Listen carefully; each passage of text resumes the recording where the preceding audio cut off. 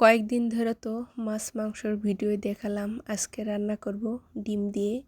প্রথমে আমি ডিম সিদ্ধ করে নিয়েছি, একটু তেলে ভালো করে লাল লাল করে ভেজে নেব। সেই জন্য আগে সরিষার তেল দিয়ে কড়াইটা গরম করে নেওয়ার পর এখানে কিছুটা আমি লবণ দিয়ে দিলাম। লবণ দিলে কোনো কিছু লাগে না, সেই জন্যে আমি লবণ দিয়ে কিছুক্ষণ পর আবার ডিমগুলো সব দিয়ে দিলাম। সুন্দর করে লাল লাল করে ভেজে নেব। একটু হালকা করে ভেজে নিলে রান্না করতে দেখতে খুবই ভালো, সেই জন্যে আমি আজকে রান্না করতেছি। ডিম আমার ছেলে আর মাংস এই দুটো খুবই পছন্দ করে। মাছ তো আমার ছেলে খেতেই চায় না। কালারিং হওয়ার জন্য একটু আমি হলুদ দিয়ে দিলাম।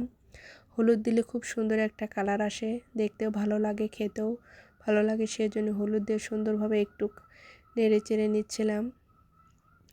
ভালোভাবে নাড়ানোর পরে আমি ধুয়ে দেব। আর আমার ছেলে তো সব সময় আমার সাথে রান্না করতে থাকে।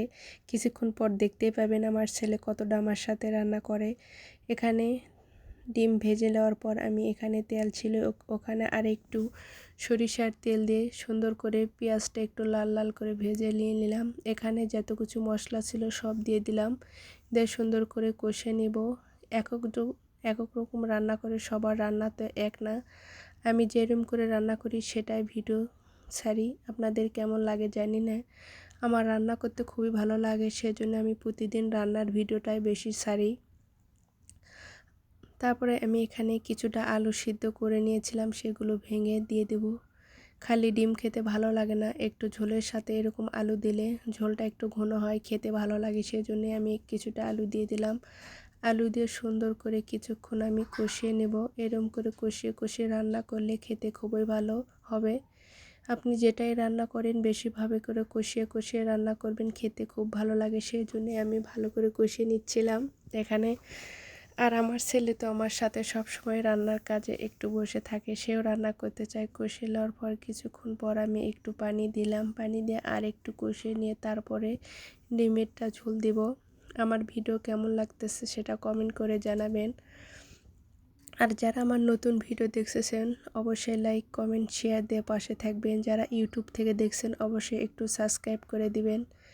আর আমার ছেলে দেখুন, আমার প্রতিটা রান্নাতে আমার ছেলে থাকে। আমি যেটাই রান্না করি না আমার ছেলে সবসময় আমার কাছে থাকে আর দেখে, বলে আম্মু আমিও রান্না করব।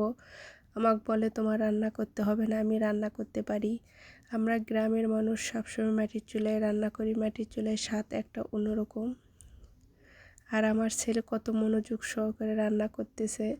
মেয়েরাই সব সময় রান্না করে তা না, আমার ছেলে হয়ে দেখুন কত সুন্দর করে রান্না করতেছে। শিক্ষা সবচেয়ে হলো বড় কিছু, যাই যেটা করবে সেটাই হলো অনেক বড়। দেখতে দেখতে আমার রান্নাটা হয়ে গেল।